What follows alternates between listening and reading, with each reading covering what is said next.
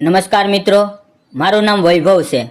આજે હું તમને મારા જીવનમાં 3 વર્ષ પહેલાં બનેલી એક સાચી ઘટના વિશે જણાવવા જઈ રહ્યો છું. મારે એક નાનકડી કરિયાણાની દુકાન હતી. તે સમયે હું 26 વર્ષનો હતો. મારું ગ્રેજ્યુએશન પૂર્ણ થઈ ગયું હતું, પણ મને નોકરી મળતી નહોતી. ઘરની આર્થિક સ્થિતિ ઠીકઠાક હતી અને અમારા કરિયાણાની દુકાન સારી ચાલતી હતી, એટલે નોકરી કરવાની જરૂર નહોતી અને હું તે જ દુકાન સંભાળતો હતો. પણ એક દિવસ સવારે લગભગ 9 વાગ્યે હું દુકાન પર બેઠો હતો. તે સમયે દુકાનમાં વધુ ગ્રાહકો નહોતા. ત્યારે મેં જોયું કે રસ્તાની સામેની બાજુથી એક સ્ત્રી ધીમે ધીમે મારી દુકાન તરફ આવી રહી છે. તેણે સફેદ સાડી પહેરી હતી. તે દેખાવમાં ખૂબ જ સુંદર હતી. તેના માથે પાલવ હતો, પણ તેના ચહેરા પર એક વિચિત્ર શાંતિ, દુઃખ અને એકલતા ઝલકતી હતી. તે દુકાને આવી. હું તેની તરફ જોતો રહ્યો, પણ તેણે મારી તરફ જોવાની હિંમત ન કરી. તેણે કહ્યું, 1 કિલો ખાંડ, 1 ચાની પત્તીનું પેકેટ અને 2 વ્હીલ સાબુ આપો. મેં કહ્યું, હા, હમણાં આપું છું, અને મેં બધી વસ્તુઓ કાઢીને કાઉન્ટર ઉપર મૂકી દીધી. જ્યારે મેં તેના ચહેરાને ધ્યાનથી જોયો તો મને ખ્યાલ આવ્યો કે તે અમારા ગામના પાંડુ કાકાની દીકરી અબોલી છે. તેના લગ્ન 2 વર્ષ પહેલાં થયા હતા, પણ હવે તેણે સફેદ સાડી કેમ પહેરી હતી? તેના કપાળે ન તો બિંદી હતી, ન સિંદૂર. મેં પૂછ્યું, અબોલી, તું? તેણે મારી તરફ જોયું અને હળવું હસી. મેં પૂછ્યું, તે સફેદ સાડી કેમ પહેરી છે? ત્યારે તેની આંખોમાંથી આંસુ વહેવા લાગ્યા. તેણે કહ્યું, વૈભવ, મારા લગ્ન 2 વર્ષ પહેલાં થયા હતા. બધું ખૂબ સારું ચાલતું હતું. મારો પતિ મને ખૂબ પ્રેમ કરતો હતો. તે એક સારી કંપનીમાં નોકરી કરતો હતો. પણ એક દિવસ તેનો અકસ્માત થયો અને તેમાં જ તેનું મૃત્યુ થયું. તેના જવાથી મને સમજાતું નહોતું કે જીવનને આગળ કેવી રીતે લઈ જાઉં. મેં 2 વર્ષ સુધી ત્યાં રહીને બધું સહન કર્યું, પણ હવે થોડા દિવસ પહેલાં હું પાછી ગામડે આવી ગઈ છું અને હવે અહીંયા જ રહીશ. એટલું કહીને તેણે આંસુ લૂછી લીધા. મેં કહ્યું, સોરી, મારે તારું દુઃખ યાદ ન અપાવવું જોઈએ. તે બોલી, સોરી કેમ બોલે છે? મેં તો ફક્ત મારા જીવનની સચ્ચાઈ જણાવી. મને તેના ઘરની હાલતની ખબર હતી. તે ખૂબ ગરીબ હતા. મને ખૂબ ખરાબ લાગ્યું. તેણે પૂછ્યું, કેટલા પૈસા થયા? મેં કહ્યું, છોડ, રહેવા દે, પૈસા નથી જોઈતા. પણ તેણે મારી વાત ન માની. તેણે 100 રૂપિયા કાઢીને મારા હાથમાં મૂકી દીધા અને પાછું વળીને જવા લાગી. મેં અવાજ આપ્યો, અરે, પૈસા નથી જોઈતા. મેં કહ્યું ને, ઓછામાં ઓછું બાકીના પૈસા તો લઈ લે. તેણે હસીને બાકીના પૈસા લીધા અને ચાલી ગઈ. હવે મિત્રો, સાચું કહું તો અમે બંને એક જ શાળામાં ભણતા હતા, એક જ વર્ગમાં 10મા સુધી સાથે હતા. મને તે ત્યારે પણ ખૂબ ગમતી હતી. શાળામાં હું તેને છુપી છુપીને જોતો હતો, પણ તે સમયે સમજ નહોતી કે આ પ્રેમ છે. 10મા પછી અમે અલગ અલગ કોલેજમાં ગયા અને પછી અમારો સંપર્ક તૂટી ગયો. આજે પહેલીવાર મેં તેને ફરીથી જોઈ અને તરત જ ઓળખી લીધી. હવે તે દર 2-3 દિવસે મારી દુકાને આવવા લાગી. ધીમે ધીમે અમારી વચ્ચે વાતચીત વધવા લાગી. એક દિવસ મેં તેને કહ્યું, તું આ સફેદ સાડી ન પહેર, તને એમાં જોવી સારી નથી લાગતી. તે પછી જ્યારે તે દુકાને આવવા લાગી ત્યારે તેણે સફેદ સાડી પહેરવાનું બંધ કરી દીધું અને અલગ અલગ રંગની સાડીઓ પહેરીને આવવા લાગી.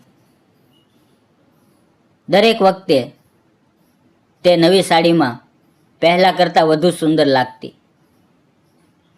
તે હવે વાવ ખુલ્લા રાખીને આવવા લાગી હતી. કપાળે ફરીથી બિંદી લગાવવા લાગી હતી. સાચું કહું તો હવે મને તેના માટે કંઈક અનુભવ થવા લાગ્યું હતું. કદાચ તેને પણ મારા માટે એવું જ કંઈક લાગતું હશે. પણ થોડા દિવસો સુધી તે દુકાને ન આવે. આખું એક અઠવાડિયું પસાર થઈ ગયું અને મારું મન ખૂબ બેચેન થઈ ગયું. જ્યાં સુધી તે દુકાને ન આવે મને બેચેની રહેતી. કામમાં મન લાગતું નહોતું. મને લાગ્યું કે હવે હું તેની સાથે સાચો પ્રેમ કરવા લાગ્યો છું. તેને વાત કરવાની રીત ખૂબ પ્યારી હતી અને તેના અવાજમાં એવી મીઠાશ હતી કે કોઈ પણ તેને સાંભળતું રહે. પણ નસીબે તેની સાથે ખૂબ મોટો ખેલ ખેલ્યો હતો. એક અઠવાડિયા પછી તે ફરી દુકાને આવી.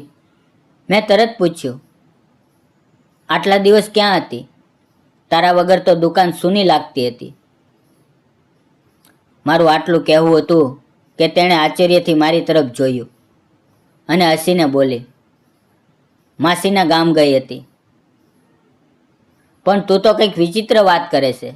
શું ખરેખર મારા વગર તને મજા નહોતી આવતી? હું થોડો શરમાઈ ગયો અને ઝડપથી વાત ટાળી દીધી. ના એવું કંઈ નથી, બસ એમ જ. પણ મને લાગ્યું કે હવે તેને સમજાઈ ગયું હતું કે મારા દિલમાં તેના માટે શું સ્થાન છે. ધીમે ધીમે અમે રોજ વાતો કરવા લાગ્યા. એક દિવસ સાંજે 8 વાગ્યે હું દુકાન બંધ કરી રહ્યો હતો ત્યારે તે આવી. તેને થોડો સામાન લેવો હતો. તેણે સામાન લીધો અને જ્યારે તે સીડી ઉતરીને નીચે જઈ રહી હતી ત્યાં અચાનક જોરદાર વરસાદ શરૂ થયો. વરસાદ એટલો ઝડપી હતો કે તે પાછી દોડીને દુકાનમાં આવી ગઈ. તે જ પવે વીજળી થઈ અને ચારે બાજુ અંધારું છવાઈ ગયું. તે થોડી ડરી ગઈ હતી. તેણે કહ્યું કે તેને ઘરે જવું છે, પણ આટલા જોરદાર વરસાદમાં જવું શક્ય નહોતું. મેં કહ્યું, અંદર આવ, નહીં તો વરસાદમાં ભીંજાઈ જઈશ. પણ તે તો પહેલેથી જ પૂરી રીતે ભૂંજાઈ ચૂકી હતી. તે દુકાનની અંદર આવી અને વરસાદ એટલો જોરદાર હતો કે પાણી દુકાનમાં પણ આવવા લાગ્યું.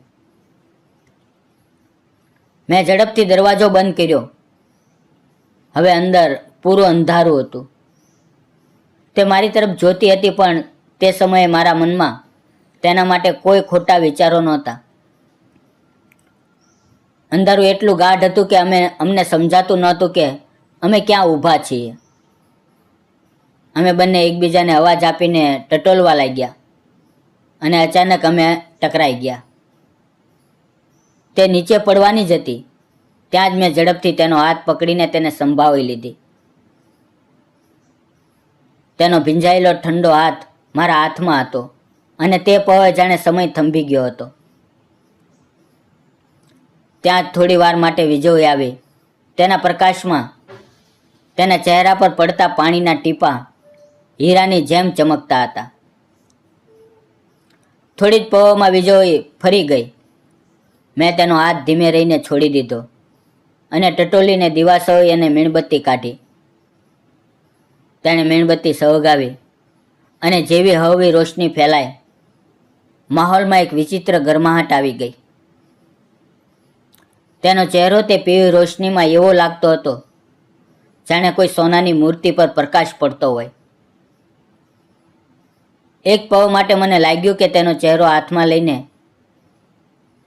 તેના ગાલ અને વાવને હળવો સ્પર્શ કરું, પણ મેં મારા મનને રોક્યું.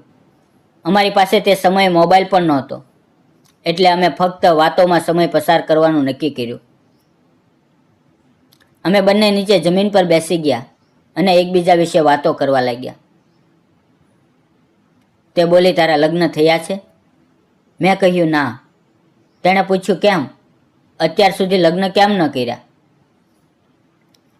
મેં હસતા હસતા કહ્યું, કોશિશ તો ચાલે છે, પણ સાચી છોકરી મળતી જ નથી. તે હસીને બોલી, અરે તું તો દેખાવમાં આટલો સારો લાગે છે, તો પણ છોકરી નથી મળતી. તો તને કેવી છોકરી જોઈએ?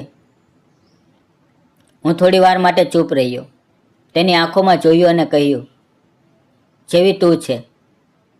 જો એવી મળી જાય તો મને બીજું કંઈ નથી જોઈતું. આ વાત સાંભળીને તે શરમાઈ ગઈ. મેં તેનો હાથ પોતાના હાથમાં લીધો અને કહ્યું, અબોલી, અબોલી, મારે તારી સાથે થોડી વાત કરવી છે. તેણે મારી આંખોમાં જોતા કહ્યું, બોલ. મેં થોડી ગભરાહટ સાથે કહ્યું, અબોલી, મને તું ખૂબ ગમે છે. તે કંઈ બોલી નહીં. હું મારી જાતને રોકી ન શક્યો. મેં તેનો નાજુક ચહેરો મારા બંને હાથમાં લીધો, પણ તે બિંદાસ ચૂપચાપ ત્યાંથી ચાલી ગઈ. 3 દિવસ વીતી ગયા, પણ તે દુકાને પાછી ન આવી. હવે મારું મન બેચેન થવા લાગ્યું. મને લાગ્યું કે મારાથી ખૂબ મોટી ભૂલ થઈ ગઈ. હું તેની માફી માંગવા માંગતો હતો. તેને કહેવા માંગતો હતો કે મારો ઈરાદો ખરાબ નહોતો. ચોથા દિવસે તે આવી. તેણે મારા હાથમાં એક ચિઠ્ઠી આપી. મને લાગ્યું કે કદાચ તે કોઈ લવ લેટર હશે, પણ તેમાં તેણે ફક્ત થોડી વસ્તુઓની યાદી લખી હતી. તેણે મને એક શબ્દ પણ ન કહ્યો. મેં વાત કરવાનો પ્રયાસ કર્યો, પણ તે ચૂપ રહી. તેણે સામાન લીધો અને જવા લાગી. જતાં જતાં મેં કહ્યું, સોરી અબોલી, મારાથી ભૂલ થઈ ગઈ. મારે તને કંઈક કહેવું છે. તેણે મારી તરફ જોયું અને બોલી, બોલ. મેં ઊંડો શ્વાસ લીધો અને કહ્યું, અબોલી, મને તું ખૂબ ગમે છે. હું તારી સાથે લગ્ન કરવા માંગુ છું. શું તું મારી સાથે લગ્ન કરીશ? આ સાંભળતા જ તેણે મારી તરફ જોયું. તેની આંખો આંસુથી ભરાઈ ગઈ અને બિંદાસ ચૂપચાપ તે ચાલીની. મને ખૂબ ખરાબ લાગ્યું. કદાચ મેં તેને કહ્યું ગમ્યું નહીં, પણ તેણે મને નહોતું ગમતું. હું દરેક પગ તેના વિશે જ વિચારતો રહેતો હતો. તે મારા દિલમાં ઘર કરી ગઈ હતી. થોડા દિવસો પછી તે ફરી દુકાને આવી. મેં તરત પૂછ્યું, અબોલી, શું થયું? મેં તને કંઈક પૂછ્યું હતું. તે બોલી, મારે પણ તારી સાથે વાત કરવી છે, પણ અહીંયા નહીં. આપણે ક્યાંક બહાર જઈએ. મેં દુકાન બંધ કરી અને મારી 2 વ્હીલર બહાર કાઢી. અમે ગામથી લગભગ 12 કિલોમીટર દૂર એક બાગમાં ગયા.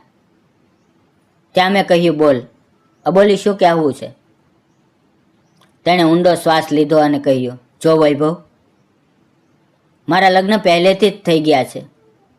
હું તને ગમું છું, પણ હું નથી ઈચ્છતી કે મારા કારણે તારું જીવન બરબાદ થાય. તને ખૂબ સારી છોકરીઓ મળશે. હું નથી ઈચ્છતી કે તું તારું ભવિષ્ય મારા જેવી છોકરીના દાવ પર લગાવે. તેની વાત સાંભળીને મારી આંખોમાં આંસુ આવી ગયા. મેં કહ્યું, અબોલી, મને બીજા કોઈની જરૂર નથી. મને ફક્ત તું જોઈએ. જો આ પ્રેમ સાચો છે તો તારો ભૂતકાળ મારા માટે મહત્વ નથી રાખતો. આ સાંભળીને તેની આંખોમાંથી આંસુ ટપકવા લાગ્યા.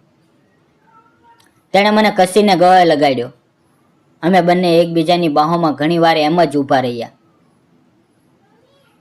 તે પવે જાણે બધા દુઃખ ભૂસાઈ ગયા હતા. અબોલીના ચહેરા પર સુકૂન હતું. એક નવી આશા હતી. મેં તેને કહ્યું કે તે પોતાના ઘરવાળા સાથે વાત કરે, પણ તે હસીને બોલી, તું તારા માતા પિતાને લઈને આવ. મારા ઘરે આવીને ઔપચારિક રીતે વાત કર. મેં ઘરે જઈને માતા પિતા સાથે વાત કરી. શરૂઆતમાં તેણે ના પાડી. કહ્યું કે વિધવા છોકરી સાથે લગ્ન કરવું સમાજમાં સારું નથી ગણાતું. પણ મેં હઠ કરી સમજાવ્યું કે મને તેના ભૂતકાળથી નહીં, પણ તેની માનવતાથી પ્રેમ છે.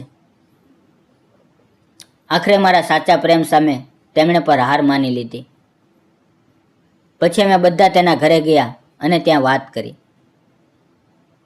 તેના પિતાએ મારો હાથ પકડ્યો, મારી પીઠ થપથપાવીને કહ્યું, તું સારો દીકરો છે. મને તારા પર વિશ્વાસ છે. તેમણે લગ્ન માટે હા પાડી. થોડા દિવસો પછી અમારા લગ્ન થયા. તે દિવસે અમે બંને ખૂબ ખુશ હતા. અમને લાગતું હતું કે આખી દુનિયા અમારા ચરણોમાં છે. તે સાંજે અમે એકબીજાની બાહોમાં સમાઈ ગયા. અમારા પ્રેમની ગરમાહટનો અનુભવ કર્યો અને અમારા નવા જીવનની શરૂઆત કરી. મિત્રો, ક્યારેક જીવન પોતે જ નવી શરૂઆતનો મોકો આપે છે. દુઃખ, દર્દ અને એકલતામાંથી બહાર નીકળવા માટે કોઈનો સાથ ખૂબ જરૂરી હોય છે. સાચો પ્રેમ નસીબથી મળે છે, પણ તેને સ્વીકારવાની હિંમત આપણા હાથમાં હોય છે. જીવનને ફરીથી શરૂ કરવામાં મોડું થતું નથી, બસ દિલ ખુલ્લું હોવું જોઈએ. મિત્રો, આ વાર્તા તમને કેવી લાગી કોમેન્ટમાં જરૂર જણાવજો. અને જો તમને ગમી હોય તો વિડીયોને લાઈક કરો, શેર કરો અને ચેનલને સબસ્ક્રાઈબ કરવાનું ના ભૂલતા. મિત્રો, વિડીયોમાં આવેલા નામ, પાત્ર અને ઘટના ફક્ત કાલ્પનિક હતા. તેનો કોઈ પણ વ્યક્તિ, જાતિ કે ધર્મ સાથે સંબંધ નથી. આ વિડીયો ફક્ત મનોરંજન અને શૈક્ષણિક ઉદ્દેશથી બનાવવામાં આવ્યો છે. ફરી મળીએ મિત્રો આવતીકાલે. ત્યાં સુધી તમારું ધ્યાન રાખો.